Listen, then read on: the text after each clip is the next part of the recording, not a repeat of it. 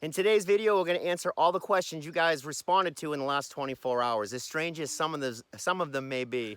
That's right, everything from how do you make money on the road, homeschooling, dealing with the small kitchen, safety in the RV, really good questions. So enjoy the video.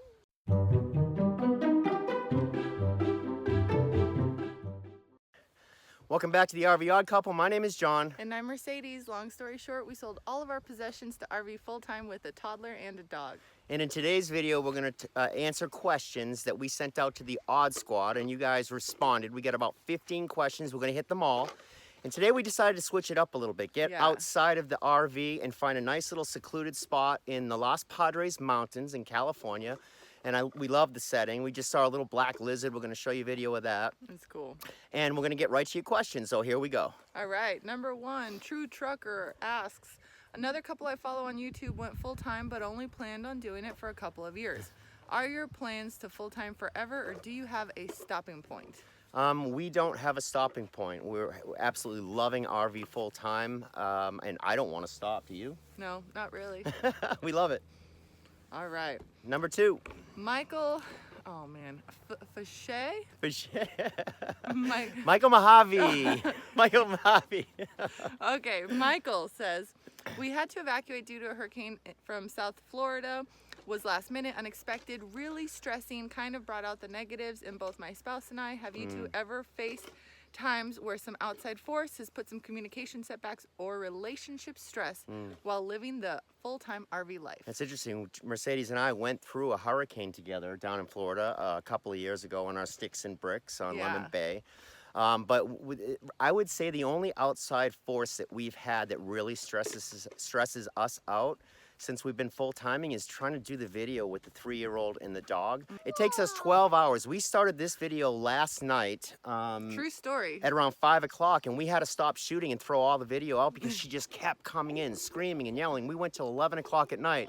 So I think the outside forces right now really that causes us stress, I would just say it would be the YouTube channel, getting the video done for the YouTube channel on time. The thing with RVing though is that when you're fighting with your spouse, you kind of have to deal with it quickly. When we had the big house, he'd go downstairs, I'd go upstairs, and we wouldn't deal with it. The other piece about RVing full-time is it's really a team sport. It's a team sport. I rely on him more than I ever have before. He relies on me more than he ever has before. And so he can make me as mad as anyone in this whole world, but at the end of the day, it's like, you're part of my team, let's get over it and move on, you know? And I'm sure I'd never drive him crazy. She drives me just as crazy, but the bottom line is when we're angry at each other, it's a waste of time. And we're figuring out ways to get over it quickly. We might go we'll go for a walk, get out of the RV for a little bit. Yeah. But we don't want to waste any time. We're in the most beautiful locations we've ever been in. And so we don't want to waste time. And so we just go ahead and try to figure out a way to get along. That's right. And we've been lucky. Okay, so David Gabri says there are crazy people in National Forest and possibly criminals too. According to Little House on the Road, do you feel safe when you're boondocking? What do you do to feel secure? Even if you had a way to get help to you, by the time it arrives, it could be too late. Thank you, Dave. That's kind of a scary question. It is, but it's a real one. I mean, it's a valid concern. We haven't really boondocked yet. So we've been lucky. We've had people around us. Yeah, we so far we've camped and gated everything that we've been in the 1,000 Trails and Encore Collection. Everything's been gated. We feel extremely safe. And let's be honest, there's crazy and cuckoo people everywhere in society, right? So of course I take necessary precautions, and I feel very comfortable that we have all the protections that we need by lawful means. Yeah. And God help the person that ever tries to get in and get us. Yeah, and I think in addition to that, like having a dog, you know, like you have to have... He'll sound the alarm. Exactly. We make sure everything's locked up before we go to sleep. And again, I practice my Second Amendment rights, so we're protected wherever we go. Don't worry, we're not relying on my karate chop skills. That's true. All right, True Trucker. Great question. What's up, True Trucker? I know. On travel days, who does what? For example, does Mercedes pack up the inside while John prepares the outside for travel? We got a couple of videos on this. It was two of the first videos we ever did, and we've learned so much. I guess the best way we've learned is to get out there and let it unfold. We've worked out, now typically I do take care of the outside of the RV, and Mercedes takes care of the inside. Now she's got the 3-year-old, so I'm constantly going in to see if she needs help, you know. Yeah.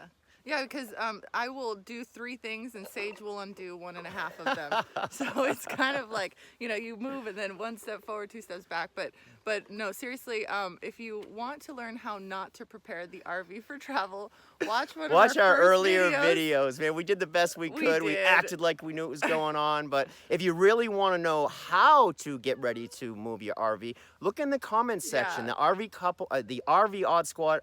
The And Odd Squad always chimes in, and they give you the right answers on how to do things. We've learned more from the RV Odd Squad than anything else as we've been on the road full time. Yeah, those RV vets are amazing. They're awesome. All right, this question's obviously for me.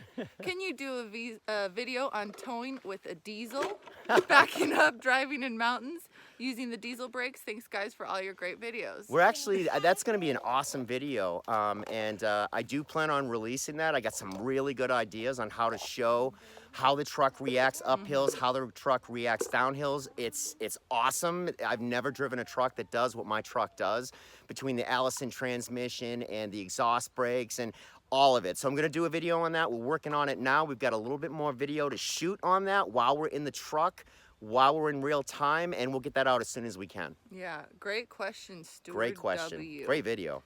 Yeah. All right, money saving mama. Hey, money saving mama. So what do you do to stay sane? Like, do you enjoy doing any crafts for projects? I believe you said you worked in construction, so how do you stay sane in your downtime? Well, that's easy, just don't have any downtime. No, I'm kidding. We actually both have our own things. I like to make jewelry. When we first sold the company and moved down to Florida, I had way too much time on my hands. I started drinking and I couldn't stop. So what I did was I walked the beaches to calm my mind down when I finally did stop, and I'd pick up shark's teeth like this, Yeah. you know, and now I just make little necklaces. Sage will sit with me at the kitchen table and we'll bust help. that out, and it settles my head down. If you can't tell, I'm the high stress guy, and Mercedes is totally laid back. That's right. All right. That's a good question. Oh, I don't really have hobbies. I mean, I guess I have a blog. I like to read and stuff like that. I love going for walks. Whenever I'm going stir crazy in the head, going for walks really helps me. Yep. All right, Highlander Mike Golf. I am the Highlander. Oh yeah, I remember Duncan this guy. McLeod of the Clan McLeod. What's up, Mike? All right, are you guys planning on doing any boondocking?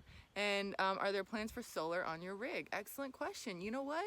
I started this venture saying I would never do boondocking, but you guys have given me this sense of like, I could do boondocking. You guys are giving me that confidence.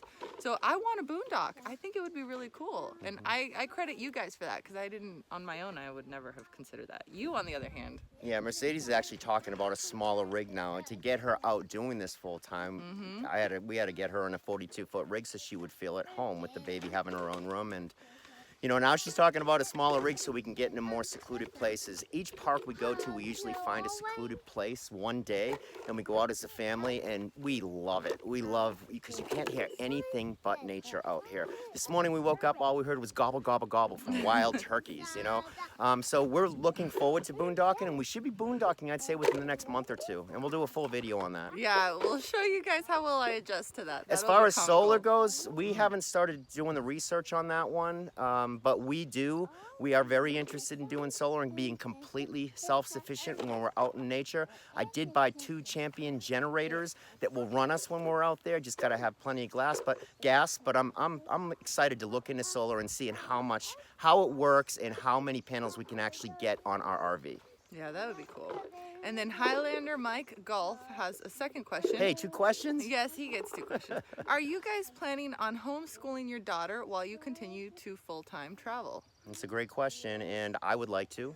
I'm considering it. I'm open-minded to it. The only thing that I would need help from, and maybe you guys could actually help me, is that I want her to have that social interaction. So what do you guys know about that? I'm sure there's some Facebook groups, I just haven't connected with them, where full-timing families can connect. So if you guys have any information on that, please shoot it in the comments or email us, because I could really benefit from that. But yeah, I'm really open to that. Remember, Sage is only 3 years old, so we got a couple of more years to think about the homeschooling thing. I did homeschool my older 3 children many years ago. They're all adults now, 28, 25, and 22. But I think it had a positive effect on them. And I think it would be the same positive effect on Sage if I can talk Mercedes into homeschooling. Well, she doesn't have siblings her age, so that's the piece I want her That to is have a other tough kids part, to play with. getting her so that social aspect. And whenever we see kids in that she campground, goes crazy. we get her down to the swing sets, and she has a blast. Yeah. All right, Holly Singleton. God, that bird is so beautiful. I love this. All right, Holly Singleton. Hey there, did you have a hard time selling your house emotionally and all your things? Is it difficult not to have a home base to come back to? Thanks and love all your videos. Holly, this is a good question, and I think it was not just like a physical inventory of items that we possess. For me, it was also like an emotional one. It was. Because you remember what you purchased when you purchased what you were thinking about back then, and then to be at a space where you're like, yeah, none of this matters, I just want to be light. It's definitely a reflection, and for me it really hit home on what's really important. And what's really important is more the experiences rather than the stuff. You know, it's easy to get lost in I need the whole set of plates. Yep. Well, no, you don't. You just need a plate. So the answer is, for me, it wasn't hard to let go of it. I was so excited to jump in full time. Yeah. And for Mercedes, it was a little bit harder to get her to let go of. We literally put just about everything we owned up for sale. The rest of it sits in a 10 by 10 storage facility in Venice, Florida. And we're starting to think we didn't even really need that. But there is, when you're getting ready, the mixture of excitement and letting go of everything. Mercedes had a hard time with that. I didn't. Well, his tools. The tools, is 300 pounds, 400 pounds of tools on my RV. So that probably stopped her from bringing some of her, like her scrapbooking. We couldn't get that on because we were weighted out. Yeah. I need to bring my scrapbook so I remember my memories. I got my shark's teeth. She's got her scrapbook. That's so we got to get right. her finding something other than walking, right? Yeah. All right. Okay.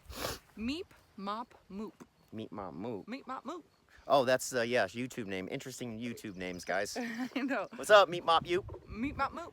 All right. Have you ever met an RVer that regretted their decision to full-time RV? Love your channel. Thanks for taking the time and effort to post great videos. Well, thank you. You're too kind. And to answer that, no, I've never met anyone that's like, oh, this is miserable. Yep. I have never met anyone. I think the phrase, what do you say, happy camper? Yeah, that's what we've really found out what that means, happy campers. When you go to RV parks or resorts, you see people are pretty happy, whether they're just for a weekend or a week. Everybody's pretty happy, and we haven't met anybody yet that does not want, that regrets doing it full time. The full timers we meet just want to keep going and going and going. That's right.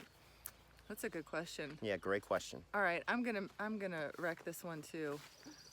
Bellikes Keefe. All right, hello.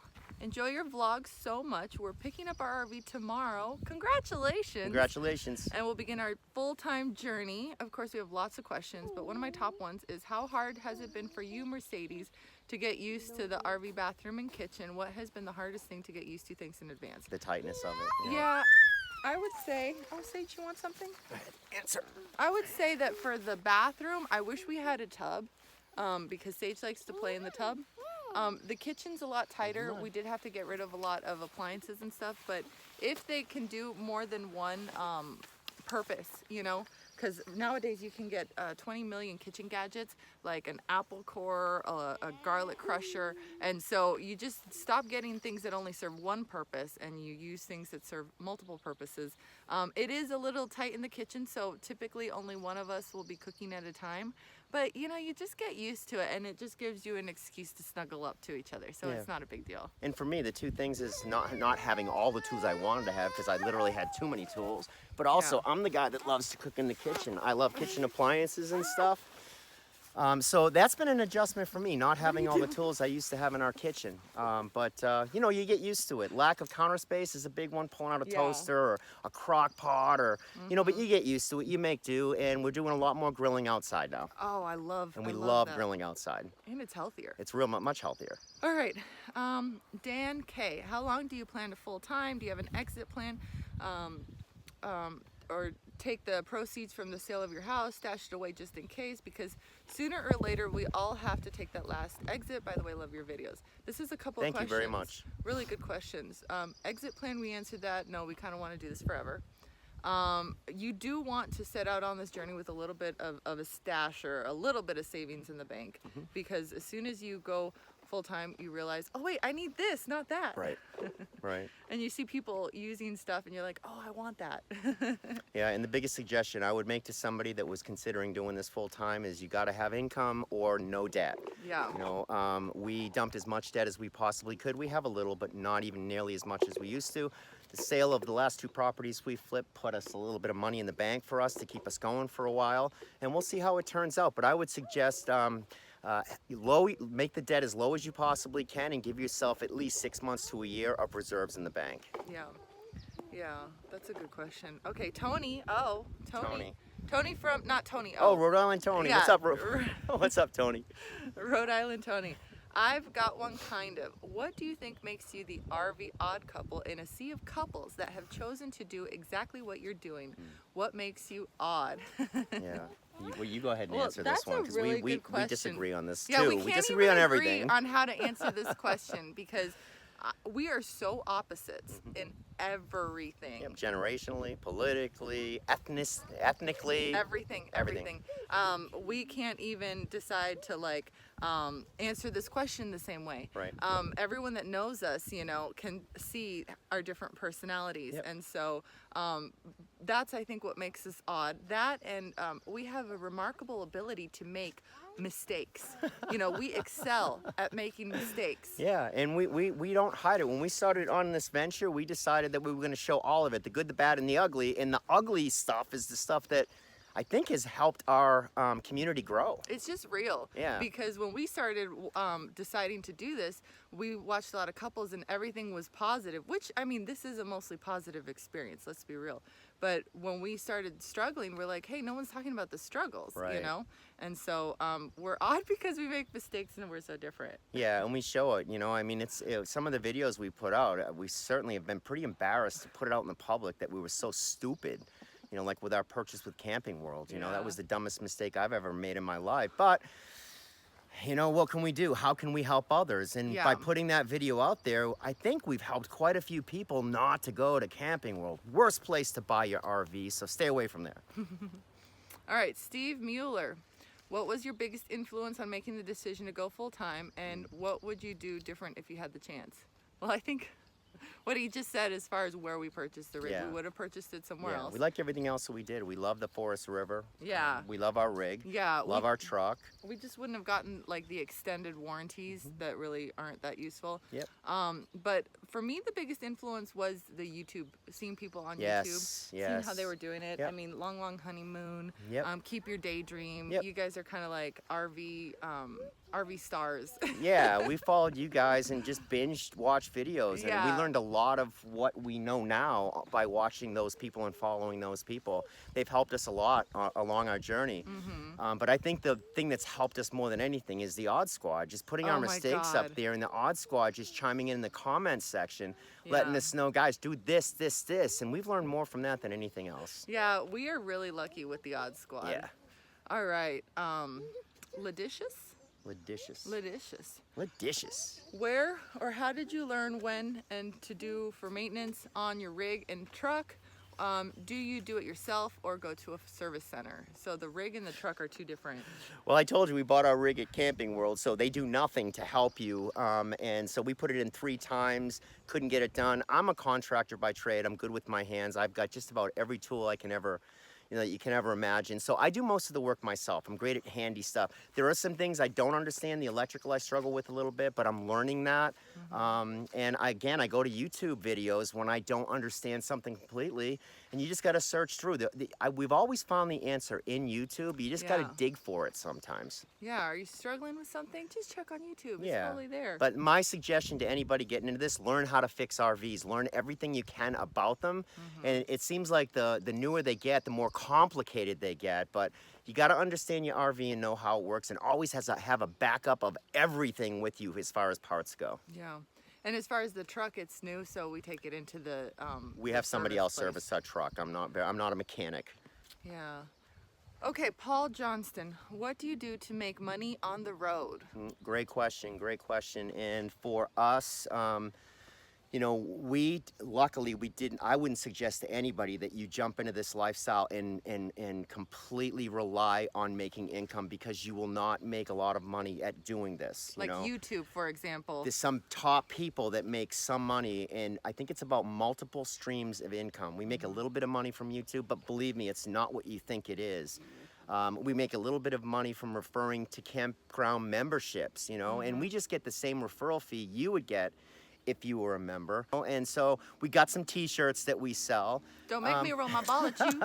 You know, we've looked at doing a Patreon, and they're sending us emails like crazy. You guys could do a Patreon, and both Mercedes and I are a little uncomfortable with like selling memberships, because we don't see the value in the additional stuff. We want to show you guys everything if you're a subscriber. Now, we're not judging anybody that has Patreon accounts. We're not doing that at all, but we're just not there yet. But we are considering opening up a store, which is this store, Bliss. We're working on it now, and selling, you know, these little shark's teeth, you know, these are shark's teeth I got when we lived in Englewood, and I walked the beaches. I've got thousands of them. Sage and I like looking at the, we like sitting at the kitchen table, yeah, and building these things together. So eventually we'll get that up, and then that's something we see value in, you know, a necklace, or we get these in ankle bracelets, or you know, it's like this. It's just this little shark's tooth necklace, you know. Yeah. And so once we get that store up and running, you guys, you know, if you could definitely support us by buying a shark's tooth necklace, or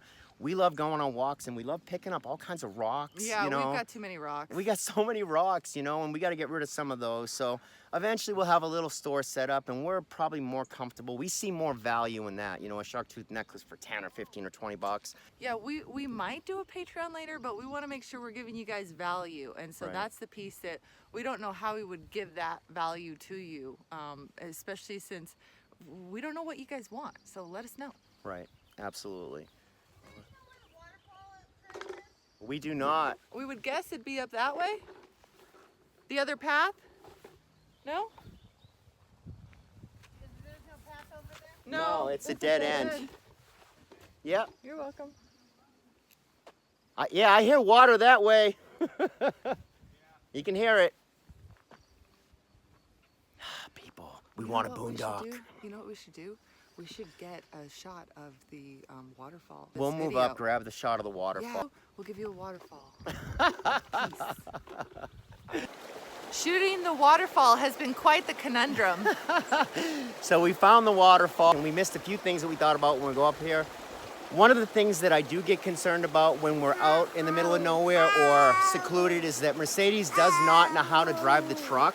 Yeah, that's something that I need to learn. We got her in the truck last week without the RV attached, and so it's something we definitely want her to learn. It's my biggest concern, RVing full time, and if something happened to me, what would Mercedes do with the rig, you know? And she doesn't know how to drive it yet, so we need to teach her how to do that. We'll do a video on that. Help me out. Whether it's private lessons, which would probably be the best idea.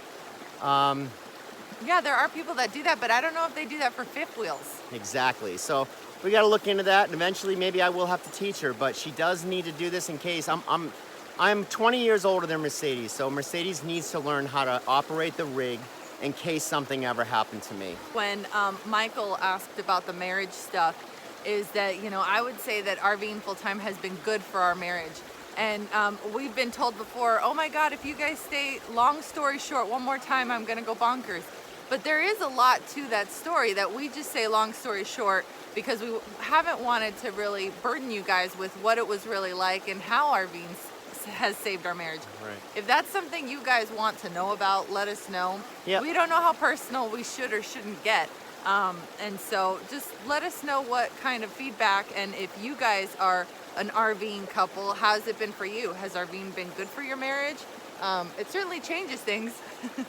We do plan on doing a full video on how we're making money, do a spreadsheet on where we're making the money. Again, it's multiple streams of income. We got different income coming from different sources, whether it's blogging or YouTube or affiliate links or campground memberships. We're gonna share all that with you in a future video, so stay tuned. When you ask, what do we wish we had known? I wish we had known about RV Travel Magazine. It's a magazine online that's free, and they give you a lot of good information, and it's run by a lot of RV veterans, so Yep. they know what they're doing. They And publish it once a week on Saturday. yeah, I would have subscribed to that publication, although I didn't know about it. But it was just really good stuff now that I'm like, oh man, I wish we had this. And the other show we really like to watch is the RV Show USA with Yeah. Alan Warren. Yeah. We watch that every week. We learn so much when we do, and so I'd suggest you go there and take a look at that too. Ultimately, the most important thing to do is to go slow, do as much research as you possibly can, and just get into it. You know, it's going to be scary. You have up days, you have down days, but ultimately it will unfold. You'll get better at it as you go. So enjoy the journey, guys. Yeah, it really is a journey. It really is. All right, so the next things to address. So we've gotten a couple of emails regarding RVing with kids, and that's a full video that we are working on. Yes. We've also gotten a couple emails on mail and domicile, and that is a whole video in and of itself that we're also working on. And medical insurance, we're working on that too. We did get a question about who we still follow on YouTube. We don't Yeah. have a lot of time to follow, That's true. but Mercedes still follows KYD, Kate Trish, Keep I'm gonna meet you Daydream. someday. You and Jennifer Lopez are like my two, what's that called? Role models. Yeah, That's right. your Shiros, you call My them? Shiros, yeah. My So Trish, Shiros. you're a Mercedes Shiro, and I do follow Changing Lanes. I like the way he does his videos. I like his stuff. I hope to meet him sooner or later, but I like his videos a lot. So if you guys liked the video, give it a thumbs up. If you didn't like the video, give it a thumbs up.